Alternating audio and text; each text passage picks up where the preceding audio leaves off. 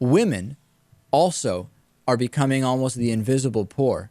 The National Women's Law Center crunched all these numbers that I mentioned from the Census Bureau, and the results show that there's also a record number of women living in poverty, and the findings reveal that millions of those women have no health insurance. So we're talking about now an issue that extends not only to women, but also to children that they may be needing to bring into this world at some point. You can't delay that until you have health care, right?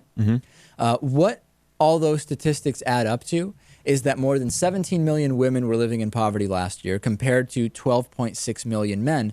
And as usual, things are worse for older women. Twice as many women over 65 were living in poverty compared to men.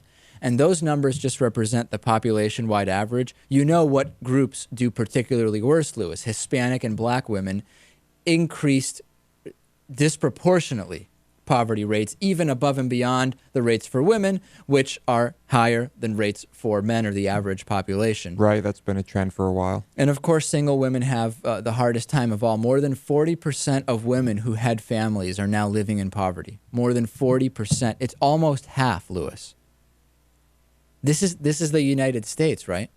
I think it is.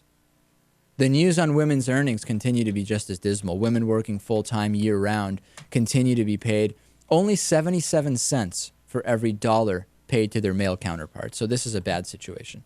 This is very bad. It actually reminds me when I was up at Netroots Nation in Minneapolis in May or June. I think it was June. I was hanging out with a couple of the guys from the Young Turks, and we were just waiting at a bar to order drinks. And a woman just comes up, a young woman, comes up and cuts right in front of us and orders her drinks and realizes we noticed she cut us. And she looks back. She was part of the conference, and she says, I know I cut you guys, but I make 77 cents for every dollar you guys make. Give me a break. What were we going to say? She got her drinks first. Nobody complained. Yeah, what could you say without coming off as... Oh, I can't use that word on air, can I? Go ahead, Natan. I don't know if that's a good argument for her to be making. No, it's not.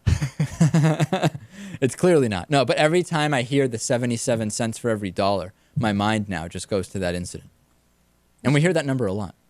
Yeah.